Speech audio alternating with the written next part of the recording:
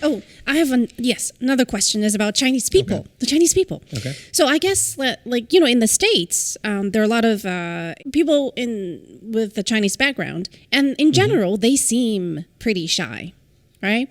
And I guess when you were in China, you probably feel that too. They're not Americans. You feel like they're so confident. They're very, they give you this sunny feeling. They're very, they're good at introducing themselves. While Chinese people are just like, they kind of hide in the corner. But at the same time, in your videos, you can also tell that they're outgoing too. They'll say hello to you.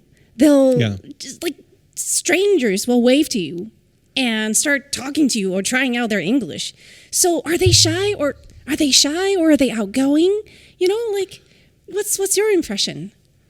Well, I mean, different countries have different levels of shyness. You want to feel shy people, you could go to Japan. Like Japanese are notoriously quiet. I remember I went in Christmas, I took my Santa suit there, and I went on the subway dressed up full on Santa. I mean, like the gloves, the specs, the whole nine. And I remember people they were almost in fear of looking up because they didn't want to engage. Were they bowing to you? No. You know what? I was holding onto the pole and I was like, it's terrifying. Hoo, hoo. And then I'd wait and I'd go a little higher. Hoo, hoo, hoo. And I was going higher and higher. Pretty soon I'm like, oh, nobody's looking up. So I'm like, I might as well do this thing, And I'm like, hoo, hoo, hoo. And then like the whole anybody calling the police? Like this with their phones, Anyways, but so in context, Chinese people are very, very outgoing, but there's also, like you said, there's eye contact, there's smile, there's that language that is below language, that's more that's more visceral, that I consider myself pretty good at, like with my travels where I've been able to communicate on that sort of a level. It's a great talent. Yeah, it is. It's huge because like there's another YouTuber out there who I won't say his name, but he's very anti-China, and I have met this guy, and he would go down the street, and I'd seen examples of this where he would see somebody and he'd say, that guy, he's an old uncle, he's going to report me to the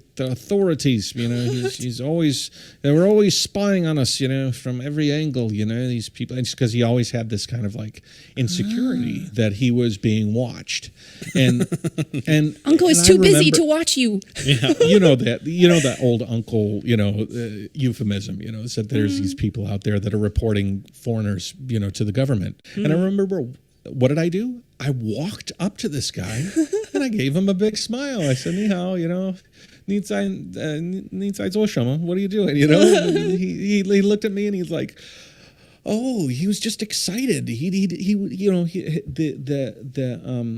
People wear different feelings in nervous ways, excitement. right? Yeah. You're curious. Sometimes your curiosity will come off as anger or frustration, but sometimes it'll come off as happiness. And you just got to like figure out how to communicate with people in a better way.